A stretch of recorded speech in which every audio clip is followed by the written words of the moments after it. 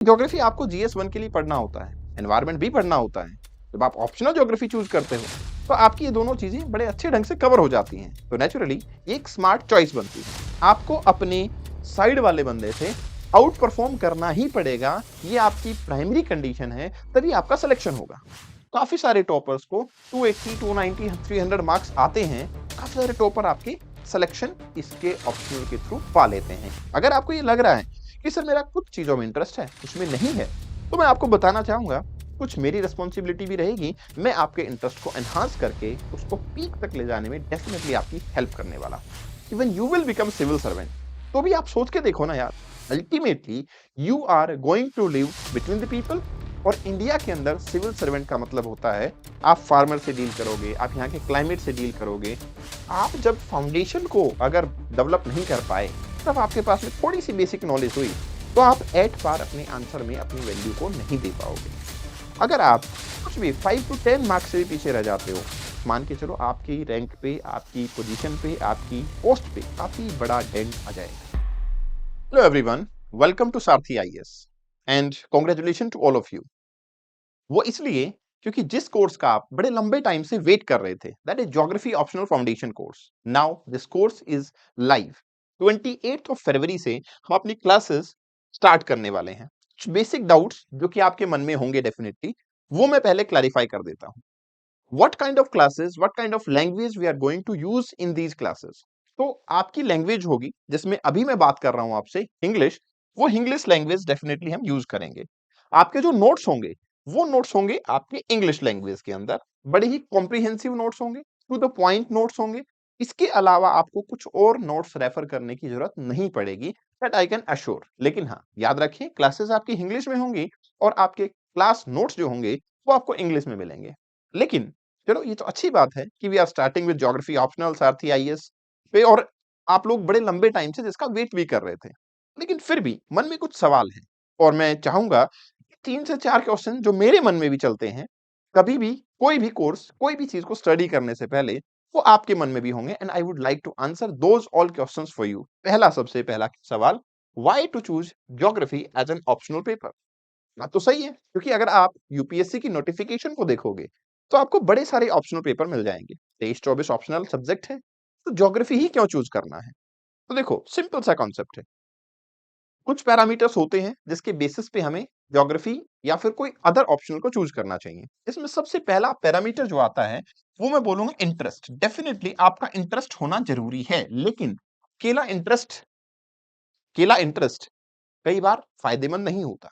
हमें देखना पड़ता है कि सर, हो सकता है 23 सब्जेक्ट की लिस्ट में मेरे पास इंटरेस्ट 4 से 5 सब्जेक्ट में हो, या फिर हो सकता है जो मेरा इंटरेस्ट है वो अदर पैरामीटर्स पे मेरे लिए अच्छा परफॉर्म ना करे। अदर कैसे? तो ज्योग्राफी के बारे में बात करता हूं। अगर ज्योग्राफी में आपका इंटरेस्ट है, तो उससे आगे बढ़ने वाली बात यह है कि ज्योग्राफी आपके जनरल स्टडी पेपर 1 के अंदर, अगर मैं मेंस में बात करता हूं आपके, तो करीबन करीबन 100 मार्क्स का क्वेश्चन पूछा जाता है। 100 मार्क्स के क्वेश्चन आपसे पूछे जा रहे हैं यहाँ पे, ठीक है? तो नेचुरली अगर आप ऑप्शनल प्रिपेयर करते हो, तो जीएस 1 में आपको ज्योग्राफी में एज मिल जाता है। दूसरा, जब आप ज्योग्राफी पढ़ते हो, तो उसमें हम एनवायरमेंटल ज्योग्राफी भी पढ़ते हैं, जिसमें एनवायरमेंट के काफी सारे कॉन्सेप्ट आपको बड़ी क्लियरली और प्रिसाइज तरीके से पढ़ाए जाएंगे। और environment, you know very well, आपके प्रीलिम्स के लिए भी और मेंस के लिए भी इंपॉर्टेंट है। तो आपका एनवायरमेंटल पार्ट हो गया है। तीसरी इंपॉर्टेंट चीज जो मैं बताना चाहूंगा, कि when you will become civil servant, तो भी आप सोच के देखो ना यार, ultimately you are going to live between the people. और इंडिया के अंदर सिविल सर्वेंट का मतलब होता है आप फार्मर से डील करोगे, आप यहाँ के क्लाइमेट से डील करोगे। आपको ये भी पता होना चाहिए, अल्टीमेटली अगर आप आईएएस बनते हो, आप डीएम हो किसी डिस्ट्रिक्ट के अंदर, तो फिर उस केस में आप डिस्ट्रिक्ट डिजास्टर मैनेजमेंट अथॉरिटी के हेड भी होते हो। तो मतलब ये हुआ कि ज्योग्राफी की नॉलेज के बिना ब्यूरोक्रेसी वैसे भी पॉसिबल नहीं है। तो ultimately you must look towards geography. अब ये सारी बातें तो ठीक है सर, लेकिन एक सबसे बड़ा फायदा जो मैं बताना चाहूंगा, वो ये है कि it is one of the scoring optional as well. ये काफी अच्छा स्कोरिंग ऑप्शनल भी है आपके लिए। स्कोरिंग ऑप्शनल का मतलब क्या है कि यहाँ पे आप देखोगे काफी सारे टॉपर्स को 280, 290, 300 मार्क्स आते हैं। काफी सारे टॉपर आपके सिलेक्शन इसके ऑप्शनल के थ्रू पा लेते हैं। इसका मतलब ये हुआ कि आपको यहाँ भी फायदा मिलेगा। तो geography as an optional subject is a good choice, smart choice. हाँ, कंडीशन अप्लाई, आपका इंटरेस्ट होना चाहिए। अगर आपको ये लग रहा है कि सर मेरा कुछ चीजों में इंटरेस्ट है, कुछ में नहीं है, तो मैं आपको बताना चाहूँगा, कुछ मेरी रिस्पॉन्सिबिलिटी भी रहेगी, मैं आपके इंटरेस्ट को एनहांस करके उसको पीक तक ले जाने में डेफिनिटली आपकी हेल्प करने वाला। अब इम्पोर्टेंट सवाल एक और कि क्या सर फाउंडेशन बैच को क्यों चूज़ करना चाहिए? Why to choose foundation batch? ऐसा भी तो हो सकता है कि आप हमें कुछ रिसोर्स बताओ, मैं उसको पढ़ लूँ और एग्ज़ाम दे आऊँगा। क्या ज्योग्राफी उस तरीके से पूरी नहीं हो सकती? तो देखो आपको ये समझना पड़ेगा, जब आपके ऑप्शनल सब्जेक्ट की बात आती है, तो सबसे बड़ी प्रॉब्लम आपको क्या देखने को मिलती है? कि आपको उसमें अच्छे मार्क्स लाने हैं। It's a competitive exam. आपको अपने साइड वाले बंदे से आउट परफॉर्म करना ही पड़ेगा, ये आपकी प्राइमरी कंडीशन है, तभी आपका सिलेक्शन होगा। और अगर ऐसा करना पड़ेगा, आपको सब्जेक्ट की सिर्फ बेसिक नॉलेज नहीं, उसको आपको विजुअलाइज करना पड़ेगा, अंडरस्टैंड करना पड़ेगा, समझना पड़ेगा, फील करना पड़ेगा। Let me give you example for it. There are lot of example possible, लेकिन फिर भी मैं आपको देता हूं। जैसे ज्योग्राफी में जब भी आप ये सोचते हो कि ज्योग्राफी जैसे माइंड में आता है, तो हमेशा हमारे मन में क्या आएगा? रेनफॉल आ जाएगा, रिवर्स आ जाएंगी, कहीं माउंटेन रेंजेस, प्लेट टेक्टोनिक, ये सब आ जाएगा। लेकिन ज्योग्राफी ऑप्शनल सिर्फ इतना नहीं है, ये तो सिर्फ फिजिकल ज्योग्राफी का ही पार्ट रह गया है। इसके अलावा जो ज्योग्राफी आता है, उसमें आपका ह्यूमन ज्योग्राफी भी आता है, इंडियन ज्योग्राफी भी आता है, और ह्यूमनिस्टिक एस्पेक्ट ज्योग्राफी का समझना बहुत जरूरी है। जैसे कि पॉपुलेशन थ्योरीज को समझना, पॉपुलेशन की डेवलपमेंट को समझना, एनवायरमेंटलिज्म को समझना, ह्यूमनाइजेशन ऑफ नेचर को समझना, सस्टेनेबल डेवलपमेंट गोल्स को कोड करना। क्योंकि आप जब फाउंडेशन को अगर डेवलप नहीं कर पाए, सिर्फ आपके पास में थोड़ी सी बेसिक नॉलेज हुई, तो आप एट पार अपने आंसर में अपनी वैल्यू को नहीं दे पाओगे। And it's all the game of value. क्योंकि वैल्यू नहीं दिया तो मार्क्स नहीं आएंगे। कॉम्पिटिटिव एग्जाम, जितना कॉम्पिटिशन आप देख रहे हो, अगर आप कुछ भी 5 to 10 मार्क्स से भी पीछे रह जाते हो, मान के चलो आपकी रैंक पे, आपकी पोजीशन पे, आपकी पोस्ट पे काफी बड़ा डेंट आ जाएगा। अब हम क्या करने वाले हैं फाउंडेशन बैच में फिर? हम हर एक टॉपिक को जब पढ़ेंगे ना, उसको इंटर रिलेट करेंगे। ये बहुत ज़रूरी होता है। हम उसको इंटर रिलेट करेंगे विद आवर सराउंडिंग। कोई भी सब्जेक्ट पता है बोरिंग कब हो जाता है, या फिर उसमें इंटरेस्ट आना कब बंद हो जाता है? सबसे बड़ी प्रॉब्लम होती है किसी सब्जेक्ट के अंदर इंटरेस्ट जब हमारा गायब होता है, कि हम उसको जो भी स्टडी करते हैं, उसको हम अपनी सराउंडिंग में अगर नहीं देख पाएँगे, तो फिर हम विजुअलाइज़ नहीं कर पाएँगे। फिर हम उसको रिटेन भी नहीं कर पाएँगे। फिर हम उसमें नए-नए एग्ज़ाम्पल्स भी नहीं बना पाएँगे। इसलिए जैसे अभी रिसेंटली आपको याद होगा, जल शक्ति अभियान के अंदर बहुत सारे स्टेट्स को, डिस्ट्रिक्ट्स को अवार्ड मिल रहे थे। तो नेचुरली हम क्या देखेंगे इसमें? ह्यूमनाइजेशन ऑफ नेचर में हम इसमें बात करेंगे, ठीक है ना? हम ह्यूमनाइजेशन ऑफ नेचर में, एनवायरमेंटलिज्म में, इन सब में ये एग्ज़ाम्पल डेफिनिटली कोट होता है। आपको ये समझना पड़ेगा, जब आप कुछ पढ़ते हो, करंट की न्यूज़, या फिर आप अपने सराउंडिंग में जब देखते हो, तो आप अपने सब्जेक्ट से कैसे उसको इंटर रिलेट कर सकते हो। अगर आप इस तरीके से विजुअलाइज़ करके अपने सब्जेक्ट में एग्ज़ाम्पल्स को कोट करते हो, थ्योरीज़ को कोट करते हो, तो फिर आपका फाउंडेशन डेफिनिटली आपको एक अच्छे मार्क्स दिला देगा। अदरवाइज़ सिर्फ बुकिश नॉलेज अगर आप लेते रहोगे, तो you won't be able to get better marks, बहुत अच्छे मार्क्स नहीं आ पाएँगे, और आप समझ सकते हो, वो बहुत बड़ा डेंट आपके लिए होगा ही होगा। So foundation is necessary. Another important thing, sir, why to choose Sarthi IAS for geography optional? ठीक है, I will again say three words. One, quality, credibility, another is affordability. देखो, हर एक चीज में अगर मुझे अच्छा परफॉर्म करना है, तो I must have the quality.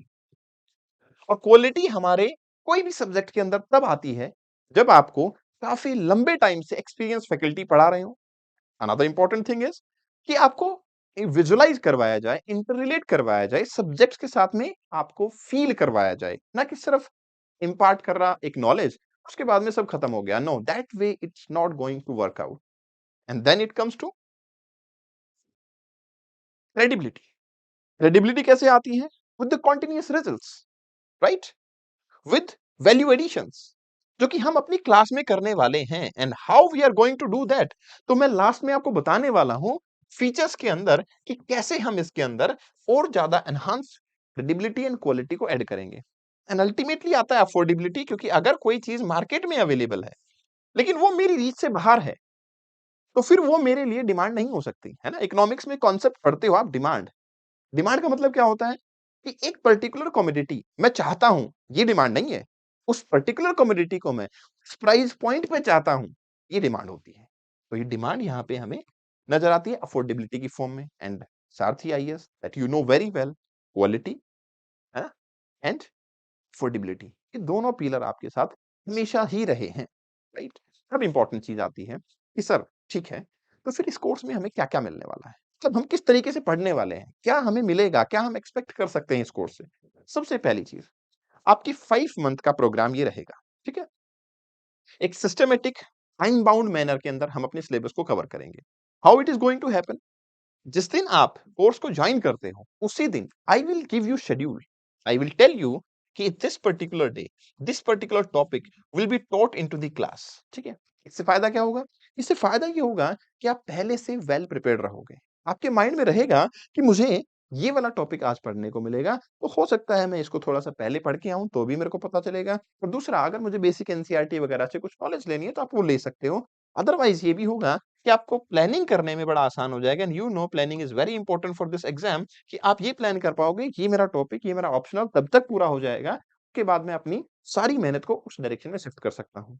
अब इतना ही नहीं, उसके आगे आपके लाइव क्लासेस होंगी and that will be going to be interactive, very interactive classes कि आप जो है लाइव क्लासेस देख रहे होंगे, आप जो डाउट पूछोगे, हम डाउट पे एक्स्पोनेंशियली बहुत ज़्यादा ही फोकस करने वाले हैं। क्योंकि पता क्या होता है, जैसे मैं मेरे टाइम को रिकॉल करता हूँ, तब भी अगर मैं क्लास में पढ़ रहा होता था और कहीं न कहीं मेरे मन में कोई डाउट आ गया और वो डाउट सॉल्व नहीं हो रहा, तो मेरे आगे वाले टॉपिक भी खराब हो जाते थे।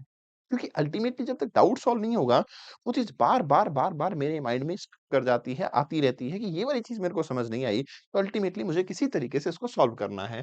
तो मेरे पास इन डेप्थ कॉन्सेप्चुअल क्लैरिटी होगी, आपका रियल टाइम डाउट रेज़ोल्यूशन होगा, तो हम एक इंटरेक्टिव सेशन रखने वाले हैं। अब बात क्या आती है, सर ठीक है, इंटरेक्टिव सेशन हुआ, डाउट रेज़ोल्यूशन हुआ, अल्टीमेटली कुछ तो मुझे चाहिए ना, जिसको मैं ऑथेंटिकली पढ़ पढ़ सकूँ, उसको मैं बार-बार रिवाइज़ कर सकूँ और वो मेरे लिए सफिशिएंट हो। आपने काफ़ी बार ये सुना होगा फैकल्टीज़ से कि आप इस पर्टिकुलर रिसोर्स को सेलेक्टिव तरीके से पढ़ सकते हो। But how we get to know selective क्या होता है? That's a bigger problem. इस प्रॉब्लम को हम यहाँ पे रिज़ॉल्व करने वाले हैं। Comprehensive and concise class notes आपके होंगे हर टॉपिक के साथ। फॉर एग्ज़ाम्पल, अगर आप अभी जियोमॉर्फोलॉजी के अंदर लैंडफ़ॉर्म डेवलपमेंट पढ़ रहे हो, तो लैंडफ़ॉर्म डेवलपमेंट पर्टिकुलर पीडीएफ होगा, जिसको आप पढ़ने वाले हो, ठीक है? थ्योरीज़ के बारे में अगर हम पढ़ रहे हैं ह्यूमन ज्योग्राफी की, तो पर्टिकुलर टॉपिक के लिए आपको पर्टिकुलर नोट्स होंगे जो आपको पढ़ने हैं, रिवाइज़ करने हैं, री-रिवाइज़ करने हैं एंड दैट्स ऑल, उसी को रेप्लिकेट करना है। इतना ही नहीं, इनके साथ में ही आपको नोट्स में केस स्टडीज़ मिलेंगी, ठीक है? तो वो बहुत सारी केस स्टडीज़ को आप अपने एग्ज़ाम्पल के तौर पे मेंशन कर सकते हो, जो कि आपको स्टैंडर्ड बुक्स में बहुत बार नहीं मिलती हैं, कहीं न कहीं लैग कर जाता है और इसकी वजह से मेरे अच्छे मार्क्स नहीं आ पाते हैं। अब इसके आगे वाली बात, हम एक्सटेंसिव आंसर राइटिंग रखने वाले हैं। पहले तो हम स्टडी ही करेंगे, उसमें हम ये देखा करेंगे हर क्लास के अंदर कि भई ये पर्टिकुलर टॉपिक अगर हम पढ़ने वाले हैं, तो इसमें यूपीएससी क्या डिमांड करता है, किस टाइप का क्वेश्चन पूछा जाता है। और फिर हम क्या करेंगे, उस क्वेश्चन का आंसर आइडेंटिफाई करने की कोशिश करेंगे, लिखने की कोशिश करेंगे, लाइव आंसर राइटिंग हम यहाँ पे रखेंगे। सभी पीवाईक्यूज़ को हम यहाँ पे डिस्कस करेंगे। एक एनालिटिकल क्लैरिटी आपके अंदर आ जाएगी कि ये सब्जेक्ट फाउंडेशन के साथ-साथ में मुझे एक्चुअली एग्ज़ाम के अंदर क्या लिखना है, वो आपको यहाँ पे पता लग जाएगा। और इतना ही नहीं, फिर होगा हमारे पास doubt clearing one on one session. Doubt clearing session आपके पास में देखने को मिलेंगे। आपकी हर एक टाइप की स्ट्रैटेजी, जो भी गाइडेंस, कैसे नोट्स बनाने हैं, कंसाइज़ नोट्स कैसे बनाने हैं, केस स्टडीज़ को कैसे कलेक्ट करना है, कहाँ पे नोट्स किस टाइप के बन सकते हैं, अगर डायग्राम्स बनाने हैं तो वो कैसे बनाने होंगे और अगर मेरे को फ्यूचर में भी करंट अफेयर को अपडेट करना है अपने एज़ पर द रिक्वायरमेंट्स, तो मैं उसको कैसे कर पाऊँगा? ये सारी चीज़ें हम डिस्कस करेंगे। इसके अलावा डेफ़िनिटली मैं आपके साथ में कुछ सेशंस ऐसे भी लूँगा, जिसमें हम बात करेंगे एक-दूसरे से और जानने की कोशिश करेंगे कि और क्या बेहतरीन हम कर सकते हैं और आपके जो भी डाउट होंगे, आप वन ऑन वन मुझसे पूछ भी पाएँगे। सो अल्टीमेटली जो एक आपकी अच्छी क्वालिटी और अच्छे मार्क्स के लिए जो भी रिक्वायरमेंट आपको होगी, वो आपको इस फाउंडेशन कोर्स में मिलेगी and again I am repeating 28th of February से वी आर स्टार्टिंग, ठीक है? This batch is starting from 28th of February. Language is going to be English and the notes is going to be in English, right? Thank you very much and see you on the another side. See you in the class and definitely this is going to be a game changer for you if you are preparing for geography optional. See you. Bye bye. Take care.